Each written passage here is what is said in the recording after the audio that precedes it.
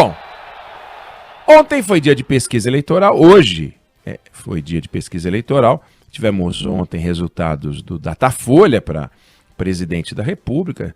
Tivemos hoje, e vamos falar, dados do IPESP para presidente da República também, números assemelhados, né? Assemelhados, daqui a pouco a gente fala sobre eles. Mas a eleição é no dia 2 de outubro, faltam 191 dias. E se existe uma maneira de você aferir a manifestação, não da opinião pública, mas do eleitor, que é uma parcela da opinião pública, porque é aquela parte da sociedade que comparece e vota. Chova ou faça sol, é no dia 2 de outubro. Brigou em casa, foi demitido na sexta-feira anterior à eleição, bateu o carro, tá com mal-estar, teve diarreia, bebeu demais na sexta-feira ou no sábado, tá mal, tá triste, ele vai votar. Ele vai votar. Alguns podem até não ir, mas a maioria vai votar. No entanto, quando você vai fazer uma pesquisa eleitoral e o camarada tá brigado com o vizinho, tá chateado, foi demitido, ele pode não responder a pesquisa, né? Então existem fatores, e não são só esses, que interferem no resultado das pesquisas. Por exemplo, você pergunta, em outubro tem eleição. Em quem você pretende votar lá em outubro? Aí o cara fala, sei lá, bicho, depois a gente vê. Aí não sei, pode dar maior. Ou se eu pergunto, se a eleição fosse hoje, em quem você votaria? O cara diz, hoje? Bom, hoje, então ele não vai dar aquele não sei. Ele fala, eles estão me pedindo para responder hoje. Hoje fulano de tal. Tem pesquisa que é feita por telefone e digital. Aí diz que 1, se for Débora Alfano, 2, se for Fábio França, 3, se for Neguinho, e vai. Quantos números pode dar? Você não pode botar 12. Você tem que chegar até 8, aí 9 para mais opções. Será que o cara vai direito, entendeu? Ou não vai? Não sabemos. Os que fazem dizem que sim. Os que fazem adotam outros métodos dizem que não. Então, todas as pesquisas têm suas limitações, suas características. No entanto, são a forma mais conhecida e mais precisa, com todas as suas imprecisões, para aferir mais ou menos para onde está caminhando a opinião pública, né, o eleitor. E, no entanto, quer dizer, e justamente porque cada um tem seu histórico, é melhor não comparar um instituto com outro instituto, porque cada um tem sua lógica. E nesse momento que a gente está vivendo, então, é mais complicado ainda, porque o estudo que um mesmo instituto fez há um mês, comparar com o estudo que ele fez agora, complica, porque neste mês entraram nomes, saíram nomes.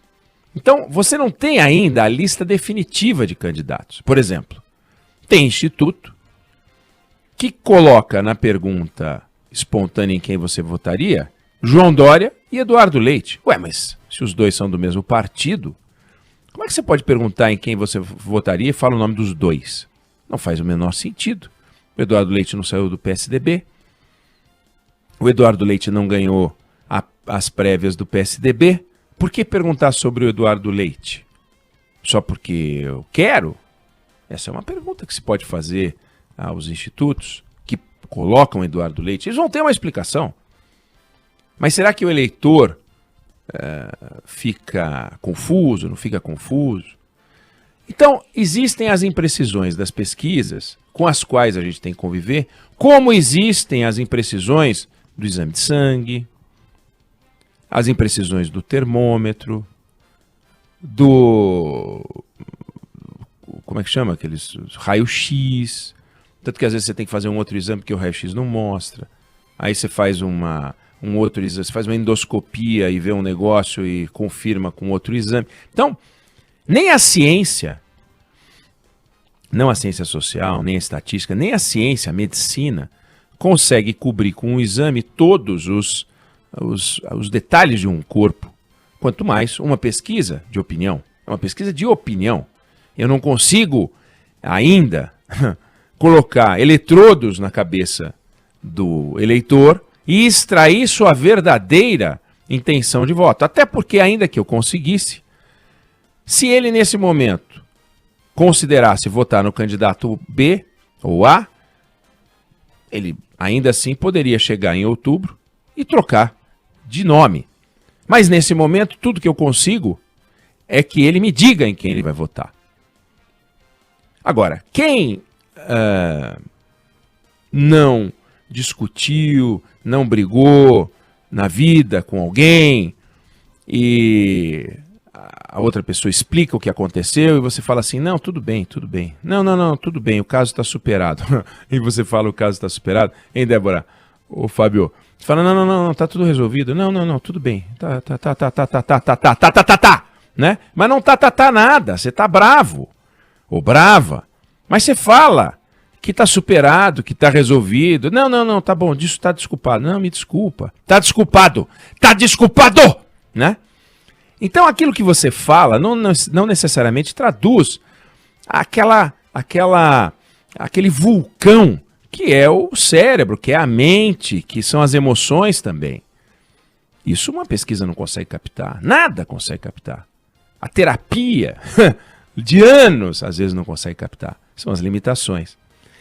E aí vem uma outra camada complexa, que é a tentativa de explicar as mudanças nas pesquisas. Aí é uma maravilha. Por exemplo, você abre e procura nos jornais, os colunistas, os analistas, e você ouve assim, não. Diminuiu a distância do Bolsonaro para o Lula, porque o PT está de salto alto. O PT está de salto alto. Aí você diz assim, mas peraí, deixa eu entender uma coisa. O sujeito está em casa. Aí toca o telefone dele, é um pesquisador digital. Ou ele está andando na rua, um pesquisador o aborda. Ou ele está em casa, toca a campainha e é um pesquisador, dependendo do método. Aí ele vai dizer, ou diria, olha, eu voto no Lula. Mas agora que a Gleisi Hoffmann deu uma declaração, eu vou votar no Bolsonaro. Será que uma declaração da Gleisi Hoffmann, do Rui Falcão, ou de quem quer que seja, que sai numa coluna de jornal, vai interferir no que o eleitor, que está preocupado com a inflação, com o desemprego, com o emprego, com o aumento da passagem de ônibus, com o buraco de rua, com a qualidade do hospital do filho, da escola do filho, do hospital, com o trânsito, recebeu o Auxílio Brasil, não recebeu o Auxílio Brasil. Será que ele realmente acha que, o analista, né, que o fato do presidente Bolsonaro se filiar ao PL ou ter ido à Rússia, ele, mas não dá, né, você foi falar com o Putin, pô. Aí cai mesmo. Ou então, não. O Bolsonaro está mais calado. Vocês notaram que o Bolsonaro está mais calado? Então, como ele está mais calado, aí aumenta a intenção de voto para ele. Aí o PT já está fazendo uma revisão, porque o PT está de salto alto. Essas explicações, eu vou chamar de explicação de analista. É explicação de analista. Mas a vida real das pessoas é que lastreia a sua declaração de voto, a sua intenção de voto. Não é algo que pode ser medido com explicações dessa simplicidade. Ou melhor, dessa irrelevância, né, que são os movimentos dos políticos. O Lula agora tem como vice o Geraldo Alckmin. Então agora ele vai bombar. Não! O papel do Geraldo Alckmin, assim como o papel do General Braga, se for confirmado, ou seja lá quem vier a ser o vice do Bolsonaro, ele sinaliza para o mercado alguma coisa, para o sistema financeiro, para a classe política, eventualmente até ameniza o discurso do candidato ou intensifica. Aí sim. Mas não a chegada do vice. O vice, nada, é a mesma coisa, para fins de voto. Para fins de voto. Ontem eu lembrei, porque eu li, achei muito interessante, Theodore Roosevelt, que foi vice-presidente e presidente dos Estados Unidos, dizendo que o vice é a quinta roda da carruagem. Ele disse isso não porque ele estava lembrando de carruagem, é porque naquele tempo era carruagem mesmo, porque ele foi vice-presidente na virada do século XIX para o século XX e depois presidente. A quinta roda da carruagem. Quinta roda da carruagem, o step do carro. Né? Tem carro agora que nem step tem mais. E as pesquisas saem e vêm as explicações, quando na verdade a opinião pública, se ela pudesse ser resumida numa imagem, eu ouso aqui apresentar a imagem que, na minha opinião, melhor traduz esse fenômeno chamado opinião pública. Você pega uma árvore cheia de pássaros, forrada de pássaros, e de repente dá-se um estampido. Pá! Não é um tiro para matar pássaro, nada. Um estampido, um barulho. Pá! As aves saem voando em todas as direções. As que sobem, as que vão mais para o lado, as que vão mais para a direita, mais para a esquerda, as que vêm em direção ao tiro, as que vão para lá do tiro. Sai aquele... Se você filmar cada uma das aves, você vai ver que não tem duas indo na mesma direção. Tipo, bora. Não tem. Sai voando. Se você fotografar, se você filmar cada uma delas, der um zoom, você vai ver que não tem duas, uma atrás da outra. Cada uma está indo para uma direção. No entanto, quando você abre a câmera e vê todo o movimento, aquilo forma um desenho. Até belo e harmonioso. Um desenho. Uma mancha, que são os pássaros voando. Parece um movimento coordenado. Parece uma tendência. Olha, elas estão indo mais para lá. Porque, claro, tem uma lógica, tentar sair de perto do estampido, tem uma lógica, mas é um desenho, fruto de vários movimentos individuais. A opinião pública é a mancha coletiva dos desenhos individuais. É a soma de todos os desejos individuais quantificada. Com uma ferramenta extremamente limitada, porém a mais precisa que a gente tem, a única que a gente tem. Então está cheia de limitações. Ela é muito mais complexa, a opinião pública, do que uma pesquisa pode captar.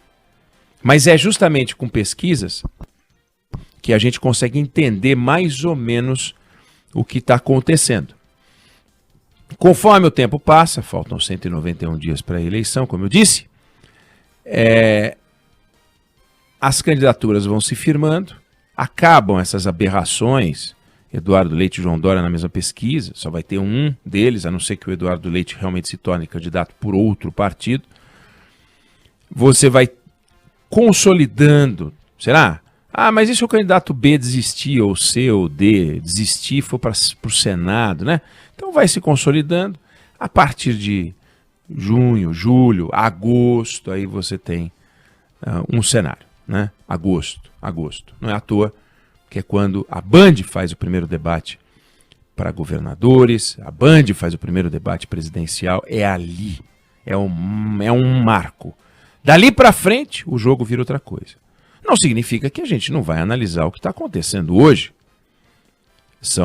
É importante entender. E todos os políticos olham para essas pesquisas, inclusive aqueles que dizem que não acreditam em pesquisa. E é natural que alguns digam, eu não acredito em pesquisa, até porque se ele for acreditar em pesquisa, ele tem que ir embora, né? Mas invariavelmente, aqueles que aparecem embaixo acabam terminando embaixo. Aqueles que estão lá em cima tendem a ficar lá em cima. Claro que pode acontecer coisas incríveis. A gente já viu candidato que falou uma grande bobagem e desabou. Mas é ele que provocou. Não foi algo que de repente olharam para ele e disseram, eu gostava dele, agora não gosto mais. Não, isso não. O candidato fez algo infeliz para ele, candidato, e talvez feliz para o Brasil, ou para a cidade, ou para o estado. Talvez tenha sido uma grande oportunidade que o próprio candidato deu para que a gente se livrasse dele, né? Porque ele era tão ruim e ele falou uma bobagem e acabou caindo. Então a gente tem que olhar as pesquisas com muito interesse e com desconfiança. Não porque elas não sejam confiáveis, mas porque, a exemplo de todos os equipamentos médicos, as pesquisas tem suas limitações e elas não enganam nenhum estatístico, nenhum diretor de instituto de pesquisa, nenhum especialista ousa dizer que a pesquisa é a verdade e a vida. Nenhum! Eles dizem, olha, a gente trabalha com uma ferramenta que mostra isso aqui, né? Tiremos as conclusões que a pesquisa autoriza e não ficar fazendo previsões e projeções, o que com essas pesquisas ou com qualquer pesquisa não é possível.